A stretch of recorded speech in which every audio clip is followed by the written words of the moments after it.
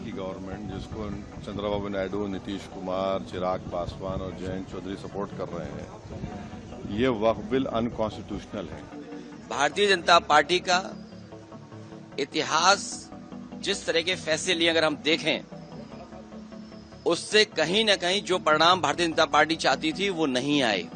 Bharatiya Janata party का हर फैसला vote के लिए, अपने लोगों को खुश करने के लिए। ये वक्फ बिल आर्टिकल 14, आर्टिकल 25, 26, 29 का ग्रेव वायलेशन है। ये वक्फ बिल नहीं है, बल्कि ये वक्फ बर्बाद बिल है।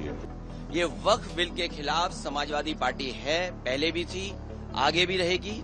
जिस तरह के संशोधन भारतीय जनता पार्टी कर रही है, वो पूरा कंट्रोल अपने पास चाहते हैं। We had a business advisory committee meeting for Lok Sabha. I had proposed before the committee that tomorrow on 2nd April we are bringing the Waqf Amendment Bill. Advocate Priya Saroj, अगर आप तख्ती लेकर आएंगे तो सदन नहीं चलेगा। मैं कह रहा हूं आप तख्ती या तो नीचे रख दें, नहीं तो सदन नहीं चलेगा। आप तख्ती नीचे रख दें, तख्ती नीचे रख दें। आप अखिलेश जी, आप इनको तख्ती नीचे लगा दें। वो पूरा कंट्रोल अपने पास, जो एडमिनिस्ट्रेटिव पावर है वो पूरा का पूरा अपने पास रखना चाहते हैं। इस देश ने वो समय भी देखा है कि जिस समय एडमिनिस्ट्रेटिव गलत फैसले की वजह से भारत की जो संस्कृति रही, भाईचारा रहा, उसके खिलाफ खाई पैदा की है। और अगर हम इनका जो फैसले लिए अगर पलट करके देखें, एंग्लो इंडियन बिल जिसमें कि सदस्य एक बनता था, चुन करके आता, वो अपॉइंट होता था, वो बिल ले लिया वापस, वो आरक्षण छीन लिया। योगी जी कितना भला कर रहे हैं 11 साल से, तो वो देश जानता है। और मैं इतना ही कहूँगा कि इंसाफ का नाम लेकर जो नाइंसाफ़ियाँ की जाती हैं वो बहुत ज़्यादा ज़्यादतियाँ होती हैं। इससे अच्छा तो ये है कि इंसाफ का नाम ही न लिया जाए। वक़्फ़ कोई नई बात नहीं है। जिस दिन से सबसे पहले इंसान इस दुनिया में आए और हमारे देश में आए, वो सबसे पहले इंसान, वो उसी दिन से वक़्फ़ की तारीख़ शुरू हो गई। वक़्फ़ तो नाम है कि आदमी अपनी दया से, अपनी मन से किसी चीज़ को दान करे ऊपर वाले के लिए, वक़्फ़ शुरू हो जाता है, उसकी वैलिडिटी होती है। अब वो उसकी जो ज़बान से कह देना ही काफ़ी होता है, किसी को जिम्मेदारी सौंप देना काफ़ी होता है, उस चीज़ का मालिक होना ज़रूरी होता है।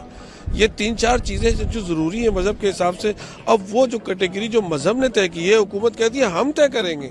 अरे, और अगर चंद्रबाबू नायडू, नीतीश कुमार, चिराग पासवान, जयंत चौधरी इसकी तायद करेंगे, तो वो अपने पॉलिटिकल रीजंस की वजह से या जो भी उनके हैं नैरो रीजन तायद कर रहे हैं नरेंद्र मोदी सरकार की, ये बात साबित हो जाएगी कि वो मुसलमानों की मस्जिदों को, दरगाहों को, खानखाहों को, इवैक्यू वक्फ प्रॉपर्टीज को और लिमिटेशन एक्ट अप्लाई करेंगे तो एनक्रोचर्स को रिवॉर्ड करेगी। तो वो उसकी ये सपोर्ट कर रहे हैं। उनको ये देखना चाहिए कि ये सपोर्ट तो कर रहे हैं, मगर क्या आप 5 साल के बाद जब जाएंगे जनता के पास, क्या जवाब देंगे उनको? अब तो बिहार का चुनाव भी है। इस बिल का विरोध हो रहा है, मुस्लिम समाज इसका पूरी तरह विरोध कर रहा है। मुस्लिम समाज को ये बिल मंजूर नहीं है। अमेंडमेंट्स के नाम पर इनके अधिकार छीनने के लिए ये बिल लाया जा रहा है और ये बिल टोटली डिस्क्रिमिनेटरी है, टोटली सेंट्रलाइज कर रहा है गवर्नमेंट, ऑटोनॉमी छीन रहा है और इसलिए ये बिल मंजूर नहीं है। हमारी पार्टी भी इसका विरोध करेगी। We all will object it. As far as IUM is concerned, we will oppose it vehemently because I don't want to say all these things now. We have already told you that it's unconstitutional and it is for the looting of Waqf property from the concerned parties. All these things are there. So in BAC what is decided is 8-hour discussion.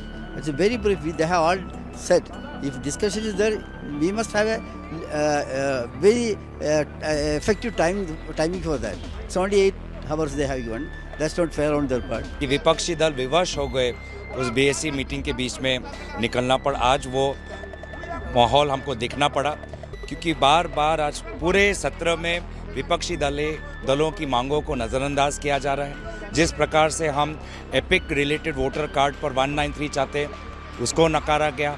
हम महत्वपूर्ण मंत्रालयों पर चर्चा चाहते थे, जैसे रक्षा मंत्रालय, विदेश मंत्रालय, उसको नकारा गया।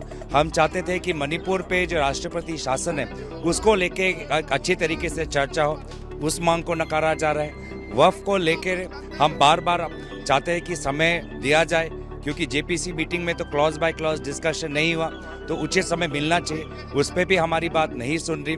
तो लग रहा है कि लोकतंत्र की आवाज़ को सदन के अंदर कुचला जा रहा है और इसी के विरोध में हमने वॉकआउट किया।